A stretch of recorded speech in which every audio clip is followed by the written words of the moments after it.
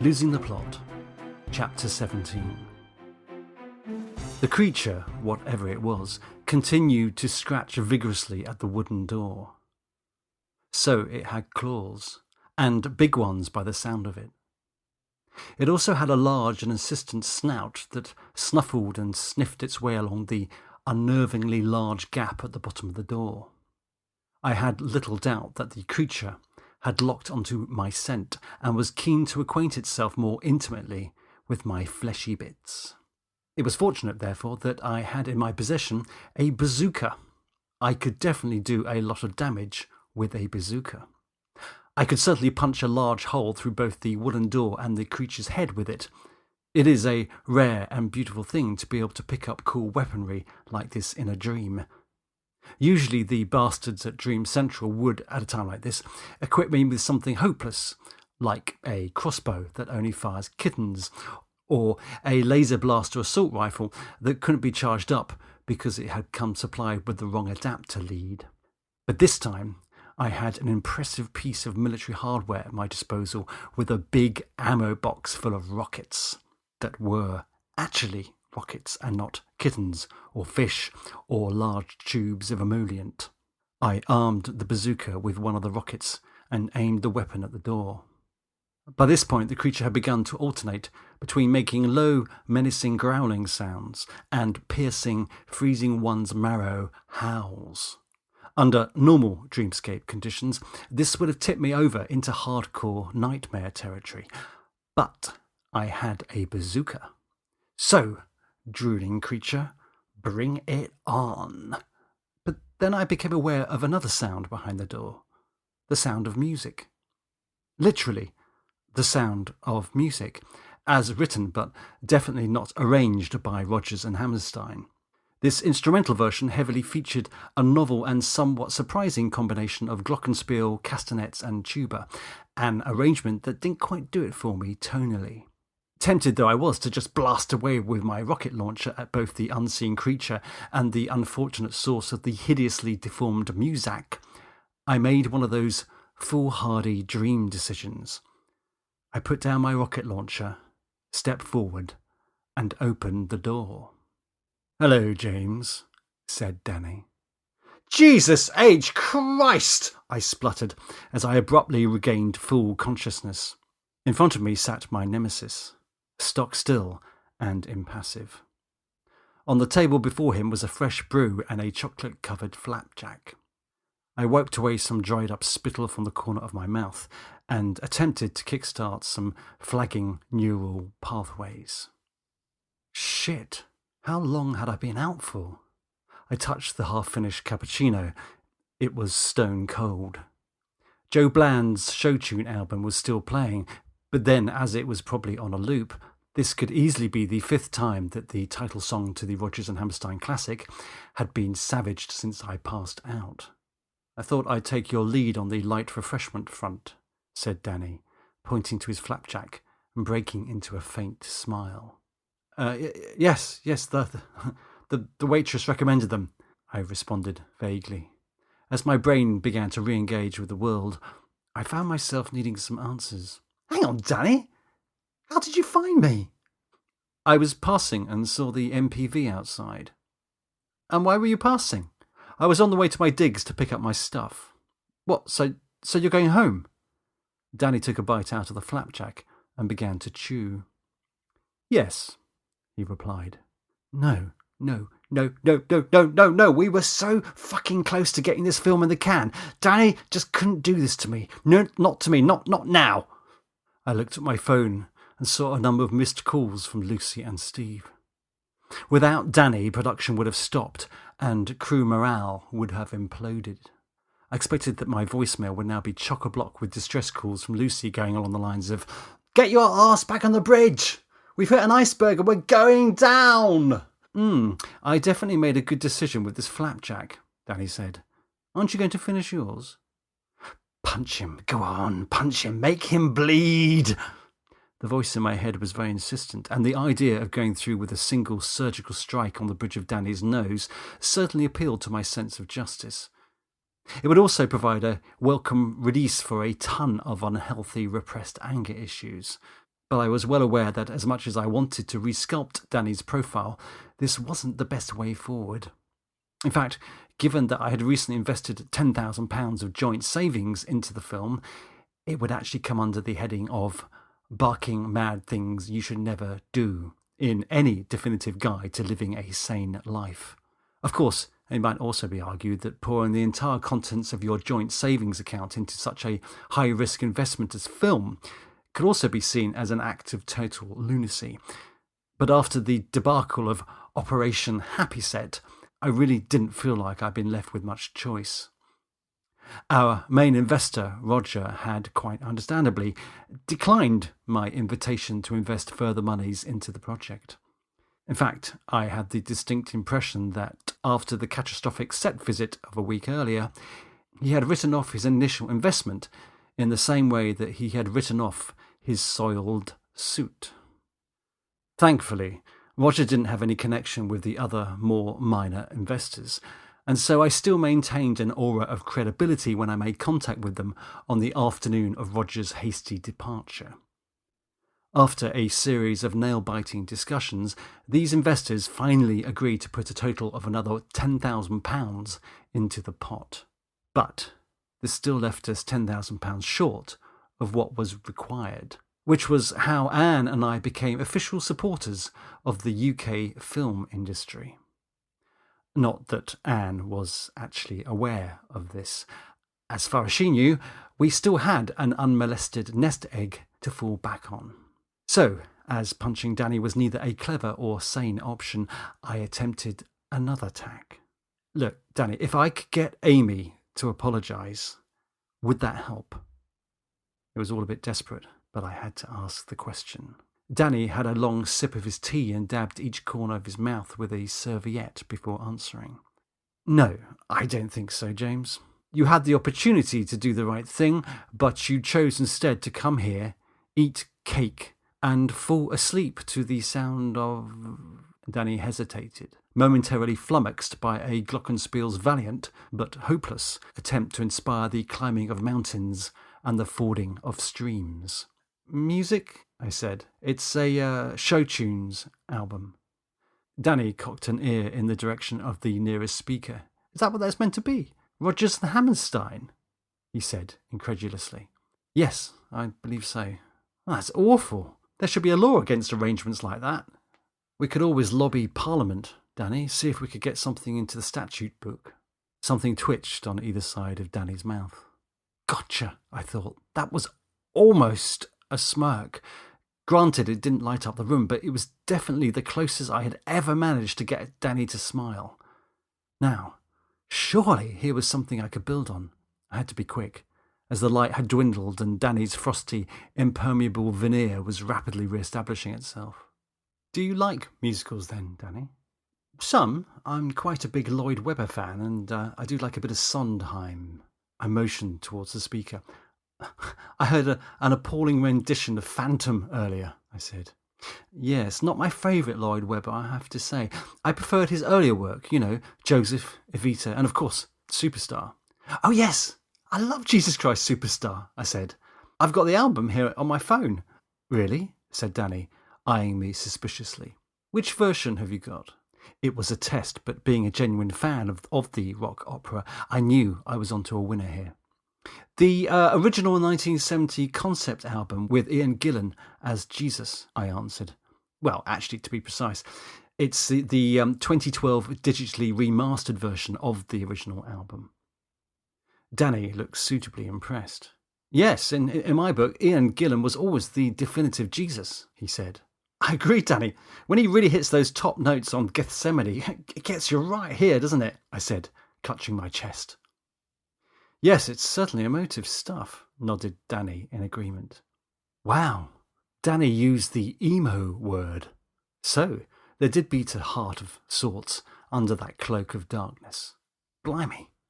Could it be that after weeks of failing to find any kind of common ground between us, we might have actually stumbled on some kind of connection? Anyway, I better get going, said Danny, draining the last drops of tea from his mug and standing up. Hang on a minute, Danny, I said, attempting to conceal my panic. I thought we were, getting somewhere just then. What? Oh, you thought we were bonding over the mutual appreciation of a musical. Well, not just Superstar, I blathered on. Like you, I'm also a big fan of Lloyd Webber and Tim Rice's, early work. Evita, for example. I mean, that's just full of cracking tunes. Sorry, James, can I just stop you there? Said Danny, interrupting. This isn't going to work, you know. What do you mean? Your attempt to talk me into continuing on this shoot. Danny offered out his hand towards me. Look, the most I can offer you right now is a handshake, James. I could feel a lump in my throat and my eyes begin to moisten. I'm sorry, Danny, I'm not going to shake your hand because I don't accept that after all we've been through together, you're actually, you're really going to walk out on me. Danny looked taken aback and confused by the sudden appearance of some raw emotion. He wasn't the only one. I too felt ambushed by these brute emotions. But then, this was my baby, my passion, and I was damned if I wasn't going to fight tooth and nail for it. Look, James, let's not get too personal about this, said Danny. I'm not walking out on you. I'm walking out on the production. It is purely a professional decision. Well, it feels pretty personal to me, Danny, I said, getting to my feet. After all, I've put my all into this. What? Said Danny, looking suddenly aggrieved. And you don't think that I've done the same? No, I'm not saying that, I said. I could feel my voice creeping up the scale and tears beginning to well in my eyes. This might get messy. On the whole, you've worked, extremely hard, I continued. But you see, for me, this film is everything. Do you understand that? Danny pondered for a moment before speaking. Perhaps my impassioned plea had somehow managed to navigate its way through to his heart. Perhaps not. I'm sorry, what did you mean by on the whole? Came Danny's indignant response. Oh, there have been times when you've, I said, finally petering out. No, I'm afraid that I don't know, James. Please do explain. I really didn't want to explain. Not now. Not while I was struggling to keep a lid on a big vat of tears. Well, I have noticed that sometimes you struggle to, just a little bit with some of the, shall we say, more collaborative aspects of the filmmaking process. There was a pause as Danny translated my floundering flannel into something understandable. What, are you inferring that I'm not a team player, James? Said Danny. If you are, then I have to say that I find that assessment fairly offensive. No, I'm not really saying that, Danny, I said, attempting to drag my arse backwards out of the mire. I can't believe that's what you think, said Danny, slowly shaking his head. Anyway, it really doesn't matter anymore. He took a deep breath and then held out his hand again. I'm going now, James, so do you want to end this in a civilized manner or not? A single tear had managed to make a run for it down my cheek. Attempting to compose myself, I wiped it away and cleared my throat before speaking. Bye, Danny, I said, shaking his hand.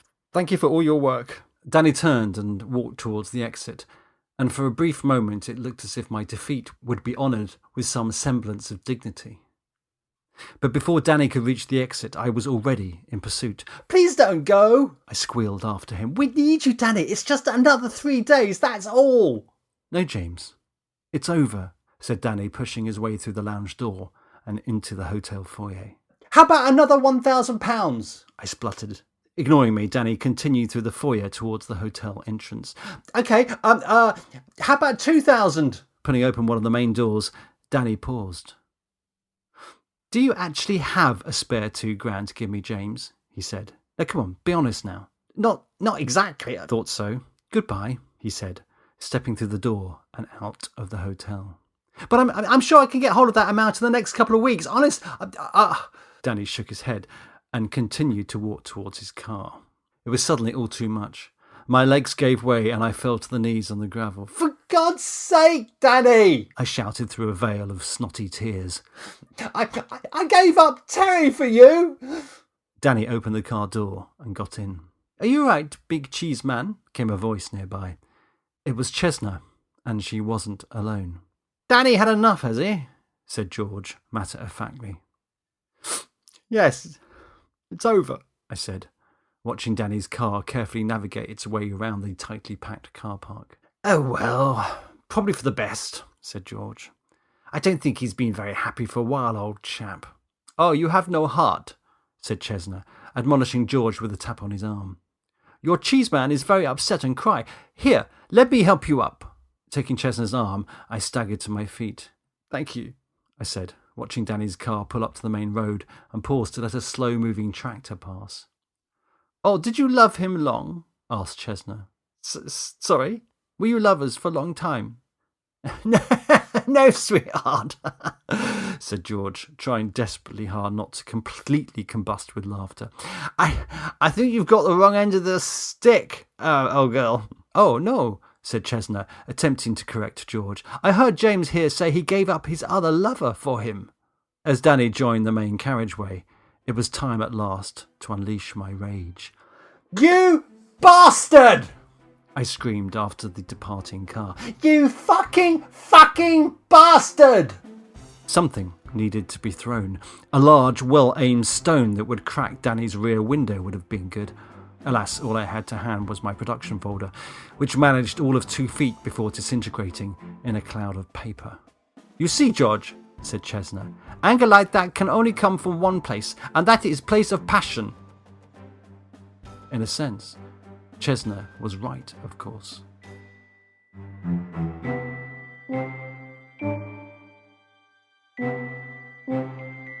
Chapter 18. So, when will she be out of the meeting? I'm afraid I couldn't say. But can you hazard a guess? Sorry, James, I really couldn't say. Okay, Natalie, put it this way. If I phone back in an hour, do you think Patricia might then be free to take my call?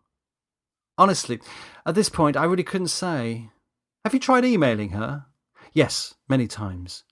Well, I'll certainly let her know that you called. Was there anything else I could help you with? Yes, Lara's contract. I'm really sorry, James, but as I said earlier, that's really something you need to speak to Patricia about. But can't I speak to you about it? After all, you are Patricia's assistant. Sorry, James, I don't get involved in client contracts.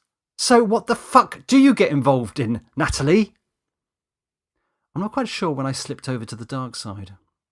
But at a guess, it might have been around the time that our cinematographer drove off, leaving me to gently sob into a scrunched-up pile of production forms. To be fair, it wasn't as if I had plunged headfirst into the deep end. It was more an exploratory dipping of toes into some muddy, murky shallows. It was certainly cathartic, to speak my mind rather than let the words stew in my head, but it also left a bad-tasting residue. Perhaps the more I swore at underlings like Natalie, then the more I would get used to this taste until eventually it would no longer be a bitter sensation, but a sweet one. In fact, the sort of sweet taste that goes hand in hand with the obscenely successful cigar-chewing, fuck-with-me-and-you-perish Uber-producer ideal that I should have been aspiring to. At any rate, Steve was certainly impressed by my uncharacteristically non-squidgy phone manner. I can almost hear your balls growing, he commented, after Natalie had abruptly hung up on me. Yeah, not that it's probably going to do us much good, I said, flicking my cigarette butt onto the gravel and grinding it into the stones with my foot. If we don't get Lara's contract signed, then we're screwed.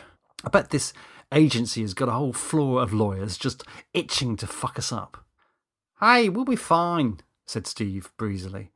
We're nearly there, James. Once this scene is in the can, we'll pretty much have a movie. It was true. We really were on the cusp of having a beginning, middle, and an end, something that had seemed virtually impossible a week ago when a certain pissed actor had vomited onto our main investor and an aggrieved gaffer had got to within a whisker of pulverising our cinematographer. But as I stood there chain-smoking in front of the mansion house and watching the cast and crew prepare to shoot the final shots that would make up the plot's denouement, I was still struggling to believe that we were indeed nearly there. This was partly due to the fact that within the last 48 hours, we had lost the remaining members of our camera department. With Terry's departure nearly a week ago now, we had somehow managed to hobble on without a dedicated lighting technician, But with the loss of Danny and soon after Sasha, our focus puller and all-round camera assistant, we had been suddenly left without anyone to set up, frame, light, move, focus, or even point the camera. As the chosen medium for our creativity was film, this made our ability to continue somewhat challenging. And as the film's coffers were emptied as soon as they were filled, there wasn't even the option of bringing on board replacement crew. For a fleeting moment, I had considered throwing myself onto the mercy of Anne and her current account. But the idea of borrowing money from her when I had already, without her knowledge or consent, committed all our joint savings to the project didn't, for obvious reasons, sit that easily with me. Sasha's exit had felt like the last of many coffin-directed nails. Despite Danny's loss, there had still been a slither of hope that Sasha could somehow fill the camera-operating void that we had been left with. After all, she seemed to know one end of the camera from the other, so perhaps she could, in the words of Steve, have a go. Sadly, Sasha didn't feel comfortable attempting this, nor, as it soon turned out, did she feel comfortable carrying on working on the film now that Danny had gone, as it was Danny that had brought her on board in the first place. But then, just when I was about to fill my veins with morphine, tie a large stone around my leg, and jump headfirst into Sir Hugh's ornamental lake, Steve stepped up to the plate. "Fuck it, it's just a bigger version of the one I use for my wedding videos," Steve had declared soon after Sasha's departure. As Steve struggled to find the on switch for the camera, I remained doubtful that he was going to save the day. But then, 24 hours after we'd lost the last remnants of our camera crew, we were still, miraculously, open for business as Steve morphed into a one-man camera unit.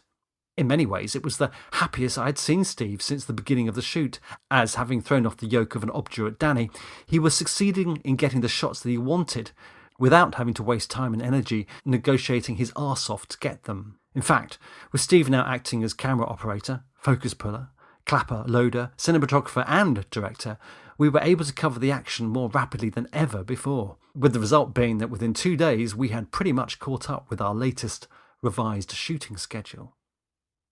As to the quality of Steve's shots, I had no idea what we were getting, but by this stage in the game, I was just relieved that we were getting scenes covered. The fact that Steve was physically near to collapse didn't seem like an issue either, as with only 2 days to go, I felt confident that a bit of mad dog determination would drag him over the line.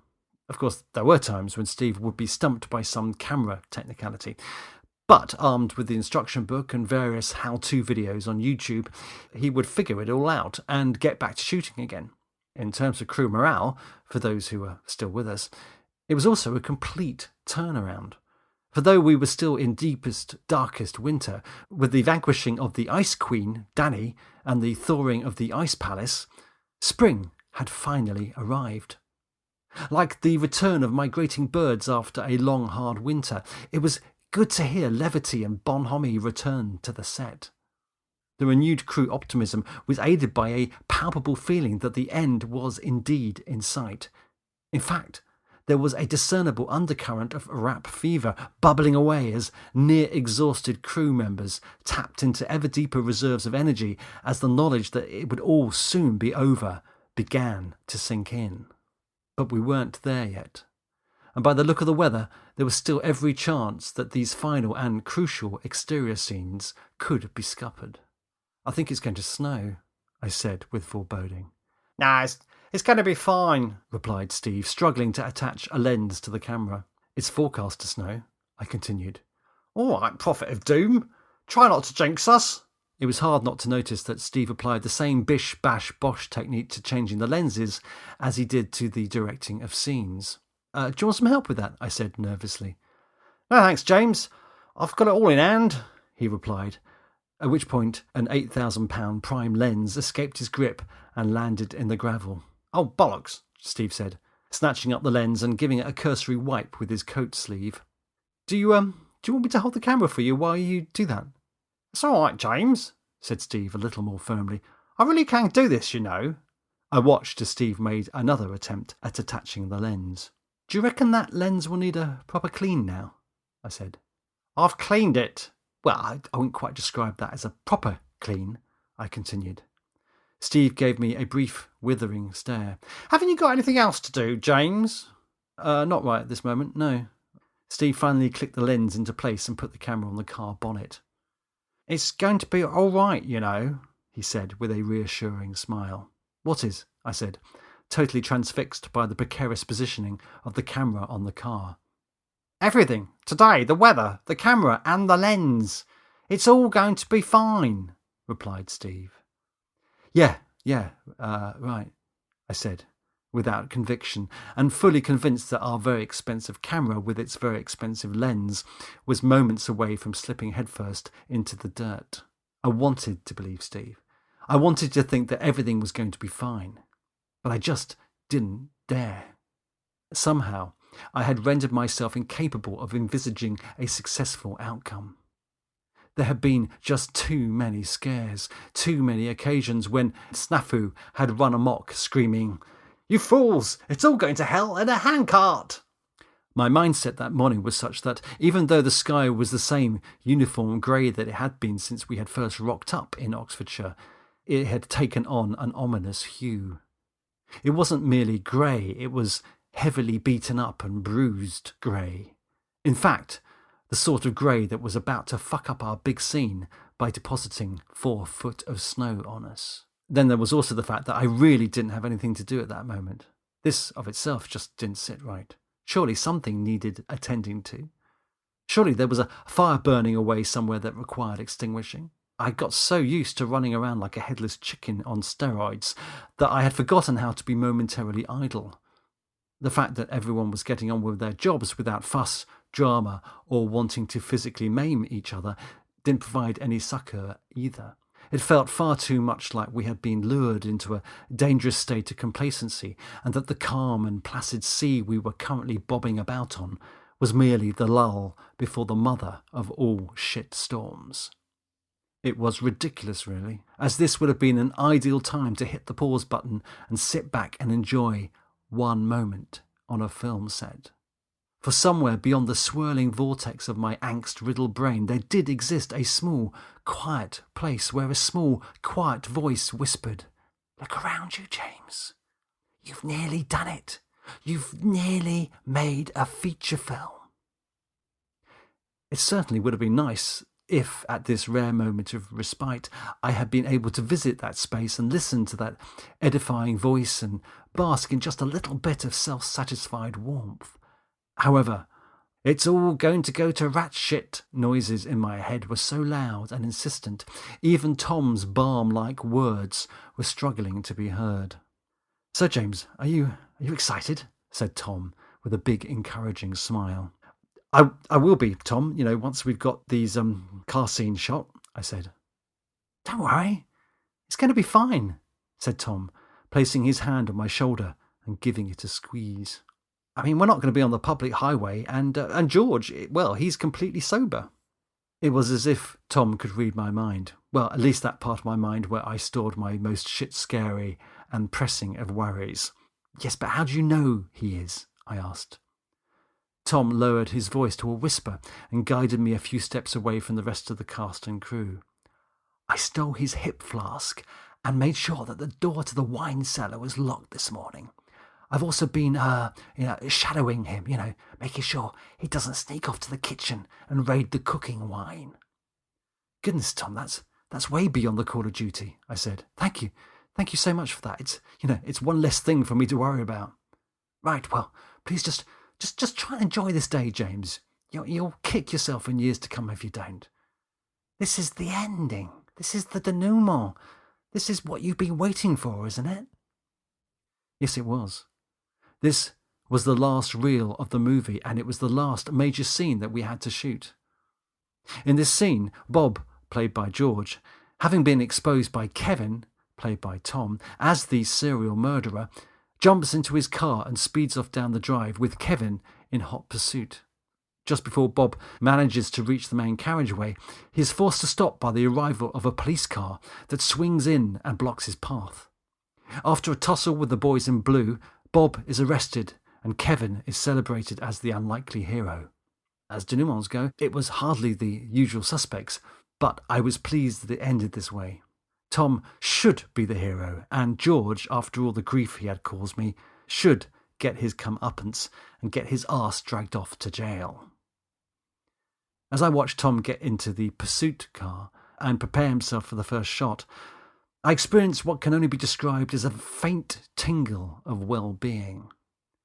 It wasn't exactly gazing on the heavens joyous, but it did feel like the prelude to something warm and fuzzy. This state lasted for all of another 10 seconds before a stressed-up Lucy descended on me, demanding nicotine. "What's up?" I said, passing her the cigarette carton. "The police sergeant can't drive," she said. "What? You mean he isn't an advanced driver?" "No, James, he isn't an advanced driver, or any other kind of driver. The man just can't drive. The stupid tit lied on his acting resume." A cold and familiar hand reached down into the pit of my stomach and began to tug at my innards. "But why would he do that?" I spluttered. Lucy gave me a look of utter incredulity. "Duh! Actors, James. They lie for a living, don't they? Hang on a minute. Isn't this the guy that also put down that he was trained in anti-terrorist driving?" "Yep, the same." "Oh, bollocks. I thought we were in for some tidy car action for the final scene." "Yes, well, so does Steve, so good luck on passing that bit of news on to him." Lucy took a final drag of the cigarette and immediately sparked up another one. So much for a shot of the cops screeching to a halt inches away from Bob's car after putting off a series of dramatic handbrake turns and power slides. "I'll do it," said Andy, who had by this time joined us. "I'm roughly the same size as the actor. I'm sure the uniform will pretty much fit." "Yes, but you're not an actor, Andy," I said. "Well, to be fair, James, I wasn't a first, second or third assistant director 4 weeks ago, but that's turned out okay, hasn't it?" "Well, yes, you certainly have excelled in a variety of ways on this shoot, Andy, but being on screen, well, that's a totally different matter." "Well, what about Carol?" said Andy. "She's never actually acted in a film before." Andy was right. Not only had Carol never acted in a film, she had never participated in a public performance before, except for the calling of time at the pub. I had only been made aware of this fact after I had finally relented and offered her the part of second policeman, a role that I was due to play. At which point she had gone from being very excited to being very afraid, very quickly. I had hoped that at one time she may have played the Virgin Mary, or a cross-dressing wise man, or at least one end of a lowing cow, but apparently she had been so painfully shy at school that she had successfully avoided any form of public exhibition. This had made my job of justifying to Steve my decision to employ her quite tricky. Steve may well have been a bit of a bish-bash-bosh man when it came to directing, but he was very particular about the casting process, believing that an ill-judged piece of casting for even a minor role could undermine a film. So when I did finally get round to telling him that I had employed the local barmaid with zero acting experience to play the second policeman, he had immediately presumed that it was because I wanted to sleep with her, something that I had vehemently denied, of course. I did admit, however, that as I had given Carol the role on the same day that Danny had walked out, my judgment may possibly have been compromised by the 8 large vodka and cokes that I had downed that evening in the pub. "Look, Andy, I'll run it past Steve and see what he thinks," I said. Andy looked at the police prop car with relish. "Great," he said. "I really fancy burning up some rubber with the blues and twos on." Before you get carried away, Andy, you do realise that there's every chance that Steve's going to say no, don't you?" said Lucy. "The role may only have a couple of lines, but as these lines are delivered at the end of the film, Steve might not be happy risking them on a complete novice." Andy smiled. "Nah, of course he's going to agree to do it," he said. "After all, who else is there?" "Only me," I said, "and I'm certainly not going to fit into that uniform." "Exactly," said a triumphant Andy. "You had your chance to be a movie star, James, and you gave it up for Carol." "I didn't give it up for Carol," I protested sharply. "You make it sound like I was being magnanimous and sacrificing something of value for her. I never wanted to play the bloody policeman in the first place. She just happened to catch me when I was having a drunken and despairing fuck it moment. That was all." "Well, as long as it was a fuck it rather than a fuck her moment," said Lucy with a quick smile. What is wrong with everyone? I hissed. I am not shagging, nor do I wish to shag Carol.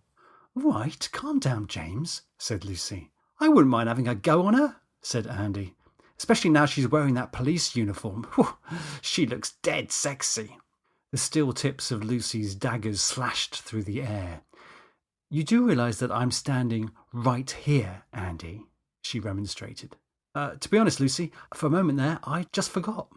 Well, can you try and keep your misogynistic and borderline rapey comments to yourself in future, Andy? All right. Sure, said a suitably contrite Andy.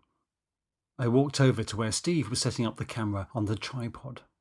What do you want first, the good news or the bad news? I said. Steve immediately stopped and emitted a pained sigh. Oh, don't tell me you've gone and jinxed this, James. I had a feeling this might happen. I don't need to jinx us, Steve.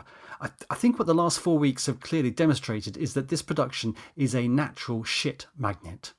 Go on then, give me the bad.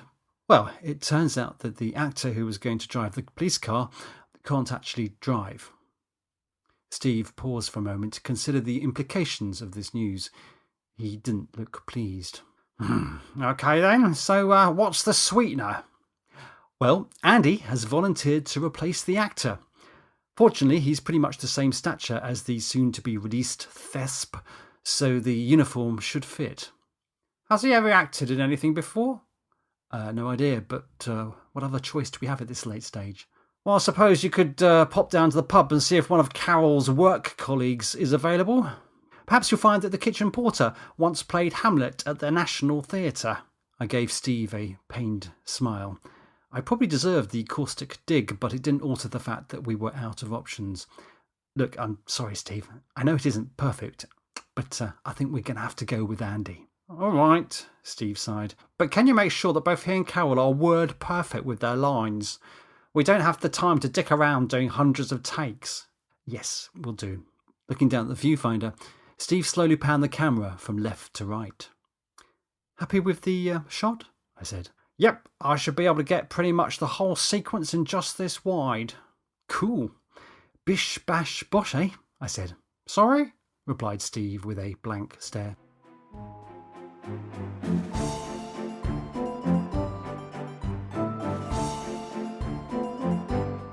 "20 minutes later, and I had taken up my position of senior traffic liaison officer halfway up the drive. To be fair, not many people would have been familiar with such a role, but as the novelty of wearing a high-visibility jacket while standing around in the freezing cold had worn off a long while ago, I had decided to create a new post. "Okay, stand by, James," crackled Lucy's voice on the walkie-talkie. "We'll be shortly going for a take. Over?" Roger that, Lucy. This is Senior Traffic Liaison Officer, standing by. Over. Do you really expect me to call you that? Over, said Lucy. It would be nice. Over. I'd rather not. Over. How about Traffic Wrangler Assistant Trainee? Interjected a sniggering Andy. Oh, yeah, I see. Twat, for short. Yeah? TWAT. Yeah, very, very droll, Andy, I said. Andy, could you stay off the airwaves while I coordinate this shot? Said Lucy brusquely. And James, if you want me to act as first AD on this scene, can we proceed without reference to stupid made-up titles? Yeah, okay, Lucy, I said, having been firmly put back in my box. Sorry, I was just trying to amuse myself. Better to concentrate upon the job in hand, hey, James? Lucy continued while making sure that the lid on my box was firmly nailed down. With Andy now lost to acting duties, Lucy had stepped in to become Steve's first assistant director, while I had been left with the altogether less glamorous task of directing traffic. Well, it wasn't so much as directing traffic as making sure that when George, closely followed by Tom, eventually came tearing down the drive, there wasn't a large delivery van banging down to meet them from the opposite direction. For once, I didn't mind attending to what must have qualified as the lowliest crew job to date, for the simple reason that I was in a prime position to prevent the mother, daughter and great-aunt of all fuck-ups from happening, i.e., a multiple pile-up of actors and machines. How's it looking up there? Over? Said Lucy on the radio. I looked down the drive towards the entrance gates. There hadn't been a vehicle since I'd taken up my position, but this was no time for complacency. For all I knew, there was a large horsebox being driven by a dopey stable hand on its way now through the village towards us. All quiet on the western front. Over, I said. We're just adjusting the position of the cars and then we'll be ready to go, said Lucy. Roger, standing by. My phone rang. It was Anne. Seeing an opportunity to earn some brownie points by answering one of her calls for a change, I accepted the call. Hi, love. How are you? Wow, I'm honoured that you picked up, said Anne. Where are you? Sounds like you're on a train. I am. Seeing as you're nearly done, I decided to bunk off work and come and see you at play. My pause was accompanied by the sound of a very large gong being struck. I couldn't help it. The last thing I needed was the stress of having my girlfriend on set. I see. That's great. Great news, I managed to finally say. You don't sound too convinced, James. Well, it's just that it's a bit of a surprise, that's all. That was the point, James. It was meant to be a surprise. A nice surprise, in fact. Which, of course, it is. And yet, I'm still detecting a lack of excitement in your voice, James. Sorry, Anne, I'm just tired, that's all. And we've still got plenty to do today. OK, James, came the voice of Lucy on the radio. We're just about ready here. How's it looking at your end? Over? Can you just hold on a mo, Anne? I said, peering down the drive towards the entrance gates. Just at that moment, a car pulled onto the drive. I clicked the button on the radio. There's a car coming. What's its ETA? Over? Replied Lucy. Well, it's just pulled into the drive, Lucy, and it seems to be taking it slowly. So, a couple of minutes before it gets to you then? Said Lucy. Yes, I guess. I put the radio back in its holster and raised my phone to my ear. I hoped that Anne had lost interest and hung up. Are you still there, Anne? I said. Yes, where else do you think I'd be? Came Anne's peeved reply. Oh, just checking. So that's Lucy, then? Yes. She sounds very efficient, James. Yeah, she's pretty hot on efficiency. So, she's pretty hot, huh? No, you know what I mean. Oh, I meant, I protested. Hey, James, keep your hair on. God, you're so damn serious about everything these days. Look, Anne, I'm going to have to go now. OK, now, my train gets in at 12. Can you pick me up? Sorry, Anne, I can't. Well, can't you send one of your minions? Again, sorry, honey, everyone's tied up here. It's a big shoot day today. Right, well, I suppose I'll have to get a cab then. Bloody brilliant. James, are we good to go? Came the more distant voice of Lucy. Oh, just one other thing, began Anne. Sorry, Anne, I said, determined to curtail our conversation. I really have to go now. Well, we've been robbed, said Anne. What? I said, reading from the news. Lucy's voice was becoming more insistent. James, please confirm, are we good to go? Over. Look, you'd probably better attend to Lucy, said Anne with a sneer. I grabbed the radio. Lucy, look, will you bear with me just 1 second? Anne, what do you mean we've been robbed? Did someone break into the apartment? Oh, no, it's nothing like that, thankfully. I wasn't going to mention it because I thought you'd freak out. Well, yes, I am kind of freaking out, Anne. What's happened? Well, our savings account has been emptied.